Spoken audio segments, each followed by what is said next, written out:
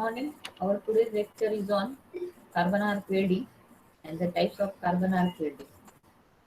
There are basically two types of carbon arc welding. First one is electric welding. First one carbon arc welding and the metal arc welding. That means the filler material which is to be used according to that the types of arc welding is defined. First one, the name suggests like a carbon arc. That means the filler material is used as a carbon. And second name is the metal arc. That means the metal of something material is used as a filler material. Then, actually, in circuit diagram.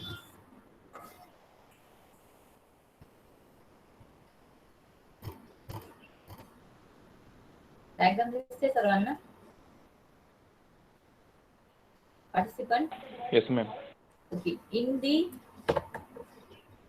electric arc welding, the process of electric arc welding is nothing but there is a formation of arc by the ionization of air or the air gap in between electrodes. When we supply the sufficient amount of voltage to the electrode, then the air or air gap between the electrode get ionized, and due to that there is a production of arc.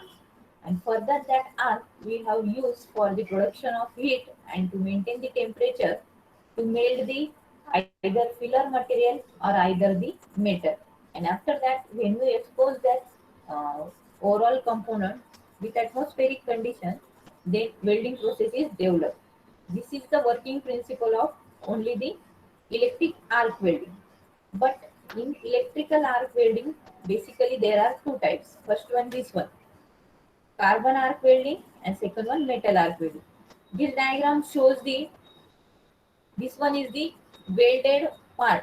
जो part आपल्याला weld करायचा आहे मध्ये दाखवले बघा इथे, हा वेल्डिंगचा part आहे. दोन मेटल्सचे suppose we have to weld that. Then there is a one filler material. Carbon arc means काय, there is a rod of carbon which is use as a filler material. म्हणजे याच्यामध्ये जो काही स्पेस रिमेनिंग आहे त्याच्यामध्ये पहिले filler material आपण use करणार आहे. And to that filler material carbon electrode is attach. म्हणजे या फिलर मटेरियलला मेल्ट करणार through the carbon electrode. These are the single carbon electrode. या डायग्राम मध्ये काय, welding with single carbon electrode, and B diagram shows the welding with double carbon electrode. There is a two electrodes and one filler material. When we supply the electric current to this carbon electrode, then this electrode produces the charge at this point. म्हणजे इथे काय होणार आहे, तो spark produce करेल. That means the arc. Arc is produced at tip of the electrode. Due to that arc, this filler material gets melted, and then this filler material is deposited on the your metal sheet. And after that, whenever this exposes to atmospheric condition, the welding is developed. This is for the single electrode, and this diagram is for the double electrode. That means we supply the provide the supply to these two electrodes, and after that, this two electrode produces the arc at this point. And whenever the arc is produced, again this filler material gets melted due to the temperature or the heat generated by the arc and deposited on the your metal sheet. And further that there is a process of welding. Clear? Participant clear? Yes, ma'am.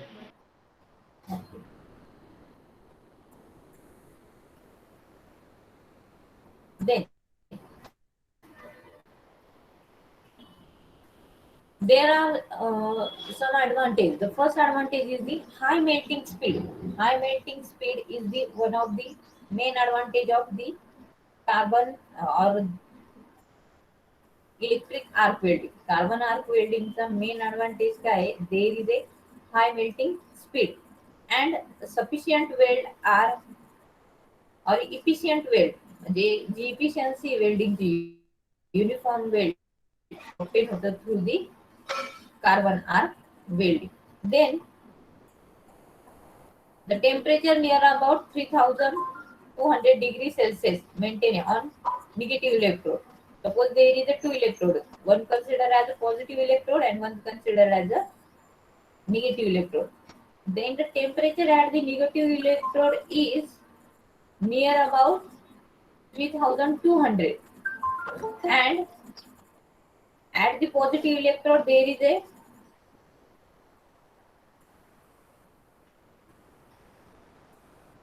a temperature is near about 3900 degrees Celsius. Then the reason that is the carbon rod is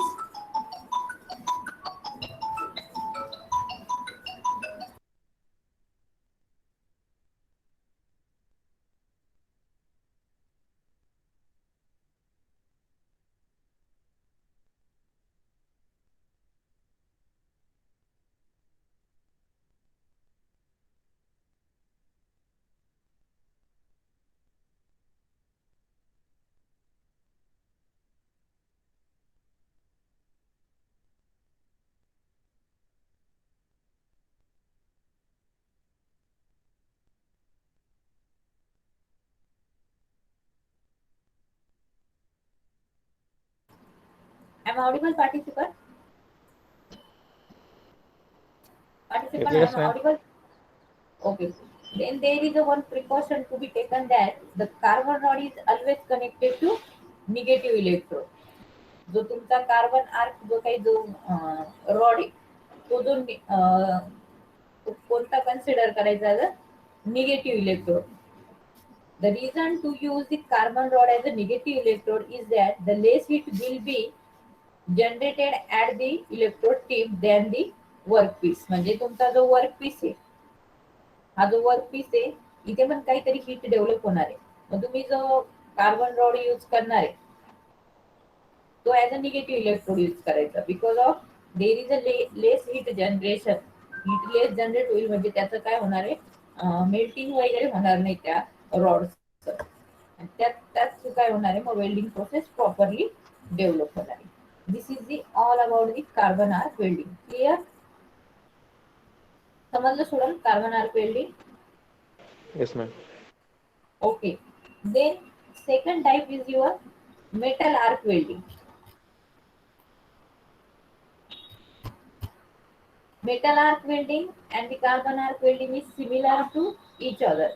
Only one difference is that uh, the metal rod of the same material is being welded from one of the electrode. म्हणजे जो carbon arc किंवा आपण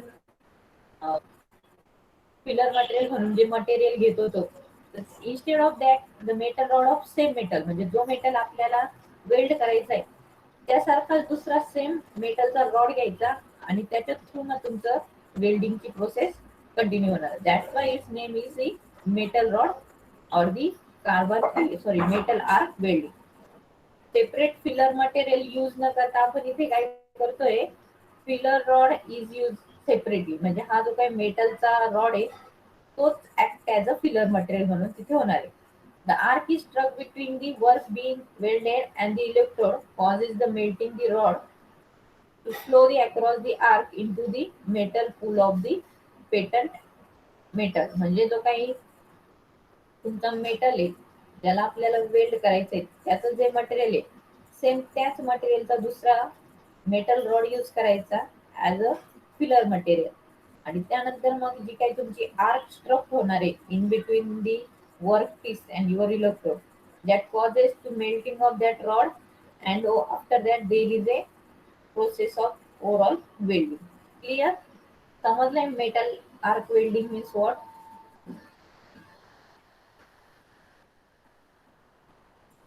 participant समजलंय का? Yes, ma'am. Okay. Then there are again some advantage of carbon metal arc welding, but after that there is a temperature range for the um, metal arc welding near about 2400 degrees Celsius and the 2600 degrees Celsius. The temperature is maintained at the positive and negative electrode.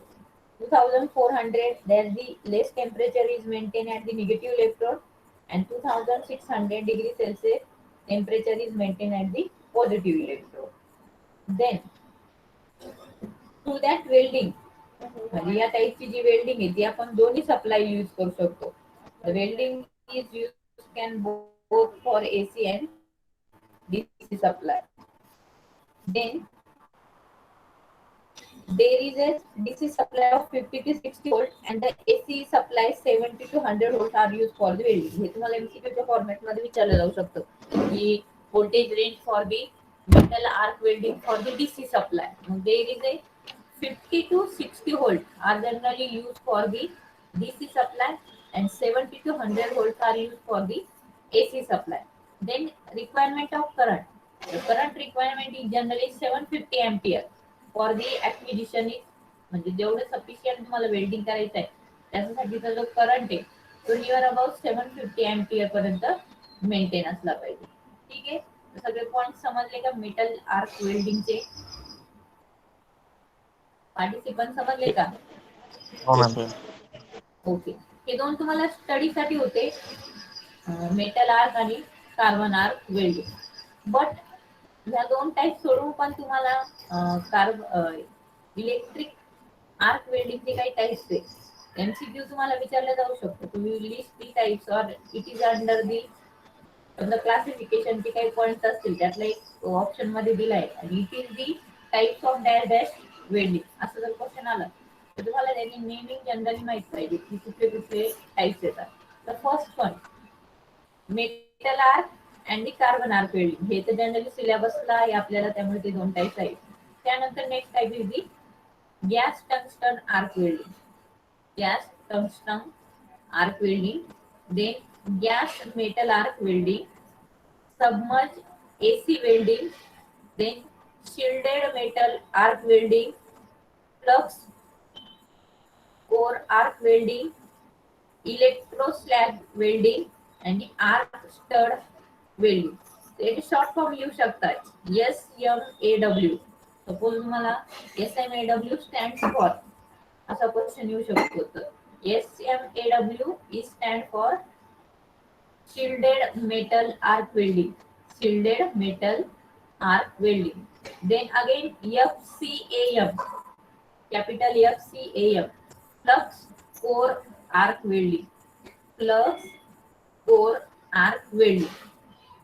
Then ESW stands for electroslag welding, electroslag welding. हे तिघांचे naming broad मध्ये, पण त्याचा short form पण दिलेला आहे की directly short फॉर्मचा वर्ड यूज केला जातो. SMAW welding, then FCAM AW welding, ESW welding. तर ते फुल फॉर्म तुम्हाला माहित पाहिजे.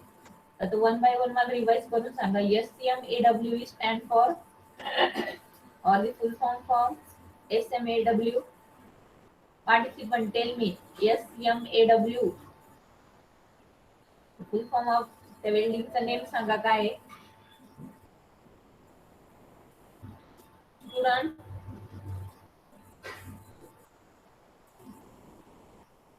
नावात दिलेलं एस म्हणजे शिल्डेड असं वर्ड तिथे येणार आहे. एम काय मेटल, शिल्डेड मेटल आणि AM म्हणजे आर्क आणि वेल्डिंग. SM एवढाच वर्ड लक्षात ठेवायचा. FC आणि ES एवढे लक्षात ठेवायचे. SM means shielded metal, FC means flux core आणि ES मीन्स इलेक्ट्रोस्लॅग. आणि त्यानंतर मग वेल्डिंगचा पुढचा त्याचा वर्ड कोरिलेटेड असणार आहे. टाइप्सचे नेम्स समजले का सगळ्यांना? शॉर्ट फॉर्म पण आणि त्याचे फुल फॉर्म सगळ्यांनी नोट केले का स्टुडंट? हो.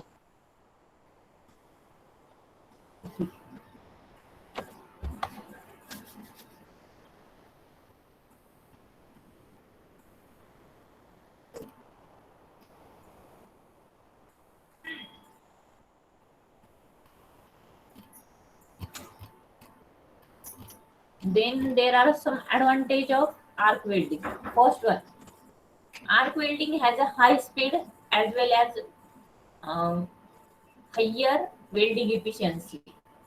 जी तुमची आर्क वेल्डिंग आहे हॅज अ हायर स्पीड, म्हणजे comparative to resistive welding, your arc welding has a high speed of welding and it gives the higher efficiency.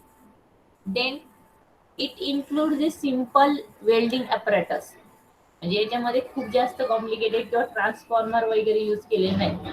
It is use only 2 electrodes आणि आपला जो काही supply असणार आहे तो आणि filler material. Then it is simply movable. First one, it include the simple welding apparatus and it is simply movable.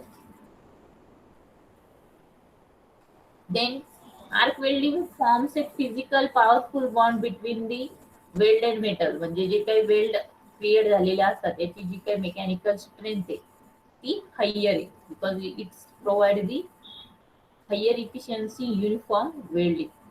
Then it provide the reliable welding quality, म्हणजे it's अर्थ आहे की त्याची जी क्वालिटी आहे वेल्डिंगची ती इम्प्रूव्ह आहे. It provide the reliable welding quality. Then arc welding offers a superior welding atmosphere. याच्यात कुठलाही म्हणजे असा साईड इफेक्ट एन्व्हायरमेंटला होत नाही किंवा स्मोक वगैरे क्रिएट होत नाही. Arc welding provides a superior welding atmosphere.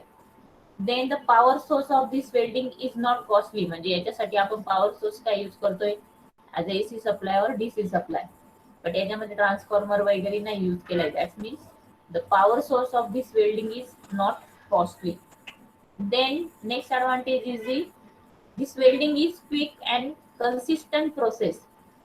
Quick and consistent means काय, मेंटेन आहे त्याच्यामध्ये वेल्डिंगची प्रोसेस, तिथे कुठे ब्रेक नाही होते. That means welding is quick and the consistent process. Then this welder can utilize ordinary domestic current, म्हणजे इथे आपल्याला करंटचं मॅग्निट्यूड खूप जास्त किंवा हायर नसलं तरी चालतं. We can use the ordinary domestic current. These are the some advantage of arc welding. Clear participant? Advantage of arc welding. Yes, ma'am. Then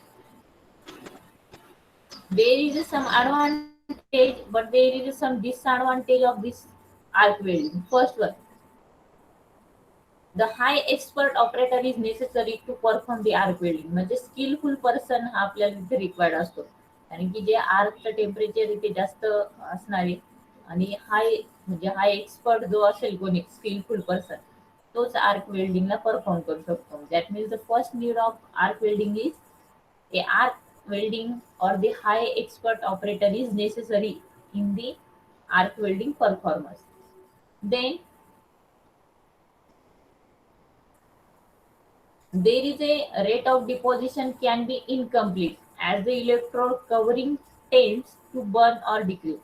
म्हणजे जो काही फिलर मटेरियल आहे तो जर काही डिफेक्टिव्ह झाला किंवा तिथे त्याच्यामध्ये काही प्रॉब्लेम्स क्रिएट झाले तर जी काही तुमचा डिपॉझिशनचा रेट आहे त्या फिलर मटेरियलचा ऑन दी पेटंट मेटर तर तो काय होणार आहे, डिक्रीज होणार आहे.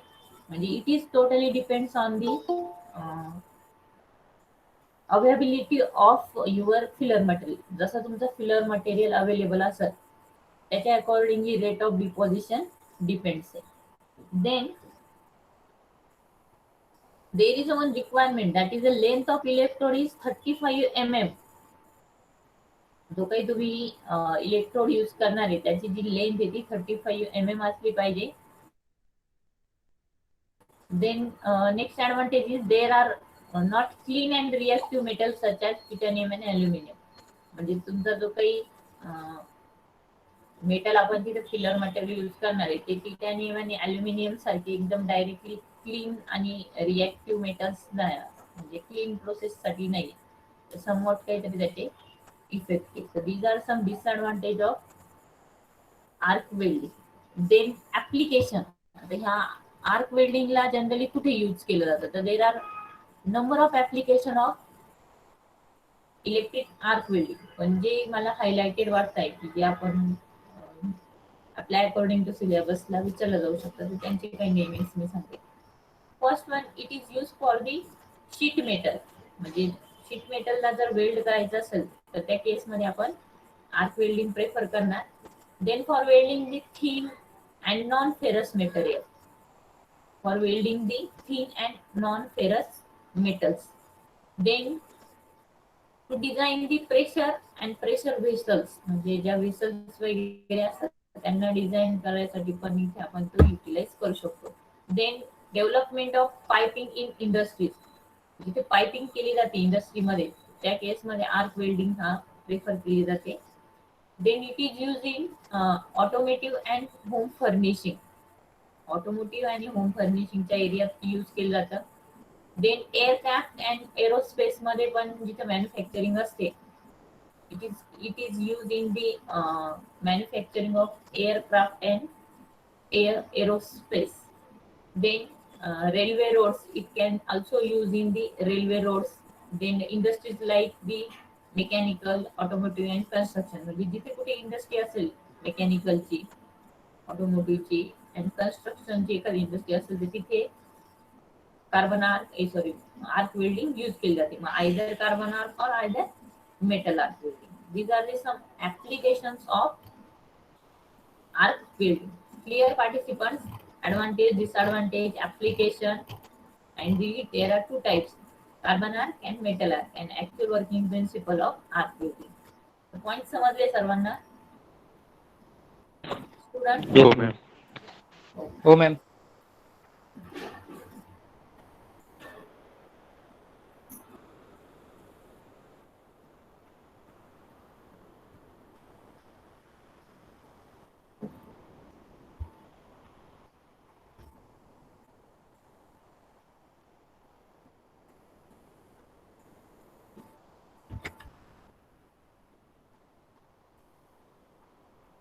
ए पार्ट मध्ये आपण इलेक्ट्रिकल हिटिंगचा पार्ट स्टडी केला होता. बी पार्ट मध्ये इलेक्ट्रिकल वेल्डिंगचा पार्ट स्टडी केलाय.